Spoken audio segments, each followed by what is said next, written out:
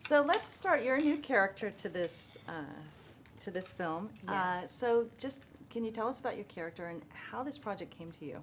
Well, I got a phone call from my agent saying, there's a role possibly for you in Magic Mike too. And I was like, for me? I was like, okay. They were like, we just want you to read it and just know that Channing and Gregory want to get on a Skype call with you. I was like, interesting. Okay. So I read it and it was written for a man. I was like, okay, now I see why the call. So then I get on the Skype call with Channing, and I think when Channing said to me, I think there's a level of responsibility that we can bring to this platform, to adult entertainment. I felt like that was a radical idea. Radical. I was like, oh my goodness, Channing, you might be onto something. Because I had just come from Atlanta doing a project with CNN about human trafficking and how sometimes strip clubs could be a gateway to trafficking. And I said, you know what?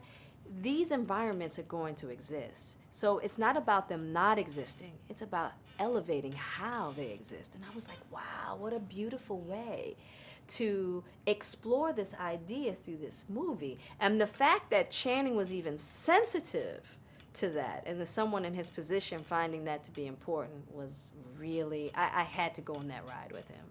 Yeah, you did amazing. Thank you. So how much of this character did you create on your own? Because as you said, it was initially for a male role. Yeah. And then I believe that you took it even a step further, and you sort of, there's a lot of empowerment in what you brought to it. So can you talk about how that all came about for you? You know, it's so funny because when I was thinking about the character, I wasn't necessarily thinking about empowerment as I was thinking about exaltation, right? I was like, I want every woman that walks into this theater and is in the presence of Rome to feel like they have the freedom to be the women that they want to be in this erotic, sensual environment. Because so often women are told how they should relate to sex, how they should relate to their bodies. Very rarely are women given the freedom to explore and find their own sexual identity, right? And so that was really important for me. And it was important for Channing and Gregory and Steven and Reid as well. And it was just a matter of, I'm just glad that they trusted me enough to listen to my voice, you know, just as a woman, you know, to just go read, you know, Channing, this is the flow, da da da da. And so it was really a beautiful collaboration, beautiful. And I'm just so grateful to them as men in this business to find it important to communicate in essence of a woman through, you know, a project like this that can be a slippery slope. You know, it can be a slippery slope, right? And I'm just really, really grateful because I think a lot of women are going to have a good time. They're going to have a great time. Yeah.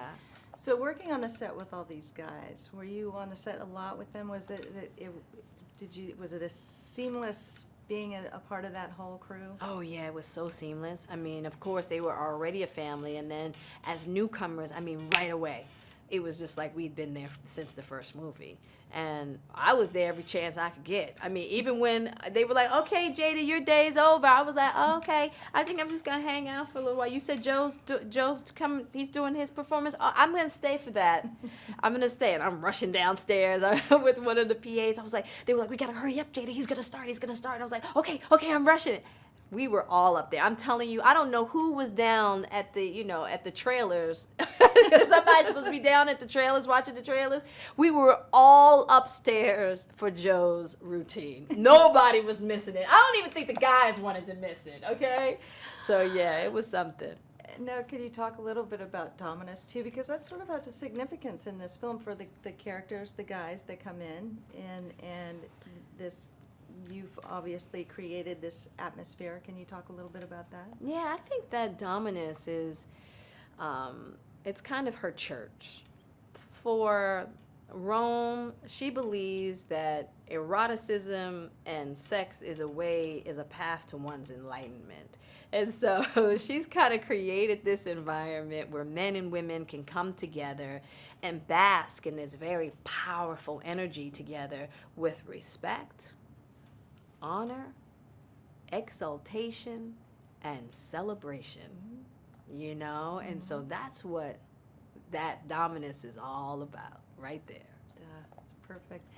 And what do you hope that audiences, I mean, obviously this is a really, really fun film. What do you hope that audiences walk away with after they see this film? You know, I have to tell you, and I don't mean to be preachy and messagey, but I really hope that men and women see that we can engage in this kind of erotic play with respect. Because it really can be really joyous and inspiring. It really can open up many different channels within a person. And, you know, it doesn't have to be about degradation.